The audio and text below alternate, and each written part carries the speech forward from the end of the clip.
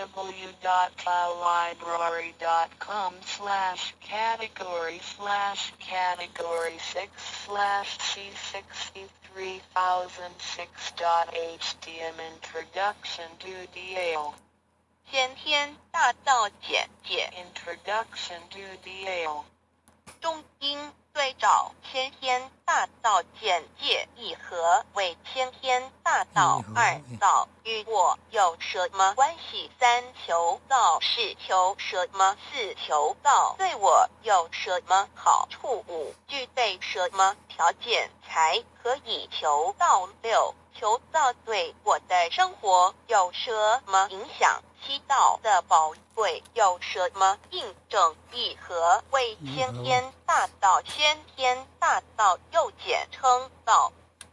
我们若仔细地去观察，心窍开悟之后，就可发觉宇宙间森罗万象皆是杂而有趣，而自然界万事万物的运转，也都有一定的法则。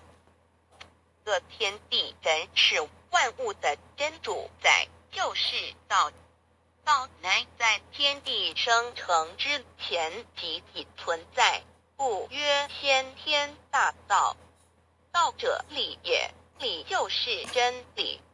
在天地人万物未生以前，道即已存在，而道能生天、生地、生人、生万物万类。在天地人万物毁灭之后，道不会毁灭。道因为无去无来，不生不灭，乃代表着宇宙间亘古不变的真理。道的本体，也就是宇宙自然的本体。在混沌未判之初，宇宙间只是一团灵妙理，无天无地无人，也没有语言和文字，所以我们是无法以任何语言文字或思虑来形容它。故大道无名强名曰道，我们也是勉强用到这个名词来代表它。在天地万物生成之后，道又能贯穿于宇宙万事万物之中，使一切的自然现象均能呈现和谐有条不紊的运转。这就是道的妙用。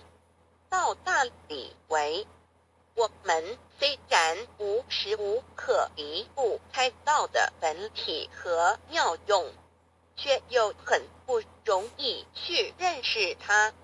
因此在2-3千年前，各教圣人应运出世，各化一方，针对当时天时地利及众生的根器，留下千经万典，传下诸多去恶从善的修持法门，同时也让芸芸众生认识了冥冥中宇宙万事万物均有一个真正的主宰，或称为上帝，或称为造化，或称为天主。我们称其为道或无生老，均是一名而同义。我们对道有了深一层的认识和体悟之后，就会了解天地间实无一物不是道之本体与妙用的合一。因此